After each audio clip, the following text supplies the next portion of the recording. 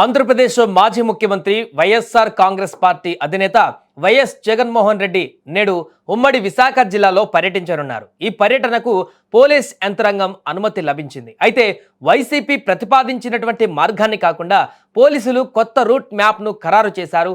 ఈ నేపథ్యంలోనే భారీ బందోబస్తును ఏర్పాటు చేశారు. పర్యటన షెడ్యూల్ ప్రకారం జగన్మోహన్ రెడ్డి ఉదయం 11 గంటల సమయంలో విశాఖ ఎయిర్పోర్టుకు చేరుకుంటారు. అక్కడి నుంచి ఆయన టూర్ ప్రారంభమవుతుంది. కొత్తగా ఖరారు చేసిన రూట్ మ్యాప్ ప్రకారం ఎయిర్పోర్టు నుంచి మొదలై ఎన్ఏడి జంక్షన్, పెందుర్తి కూడలి మీదుగా అనకాపల్లి, తాళ్లపాలెం నుంచి చివరికి నర్సీపట్నం మెడికల్ కాలేజ్ వరకు ఆయన పర్యటన సాగనుంది. దీంతో పోలీస్ యంత్రాంగం ముందస్తుగానే అప్రమత్తమైంది.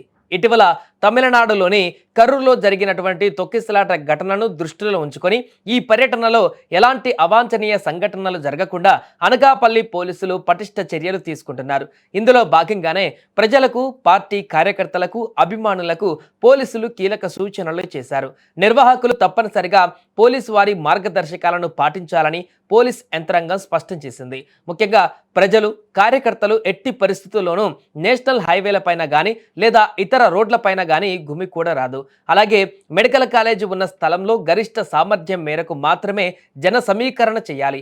అంతకంటే ఎక్కువ మందిని నిర్వాహకులు సమీకరించకూడదని తెలిపారు. అలాగే హైవేల పైన కానీ ఇతర కూడళ్ల వద్ద కానీ జన సమీకరణ చేసి వాహనాల రాకపోకలకు అంతరాయం కలిగించినట్లయితే నిర్వాహకుల పైన చట్టపరమైన చర్యలు తప్పవని జిల్లా ఎస్పీ గట్టిగా హెచ్చరించారు.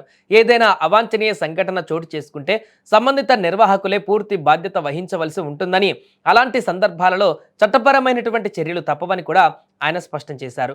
ప్రజలందరూ పోలీస్ శాఖ సూచనలు, మార్గదర్శకాలను ఖచ్చితంగా పాటించి శాంతి భద్రతలను కాపాడడంలో భాగస్వాములు కావాలని జిల్లా పోలీసులు కోరుతున్నారు.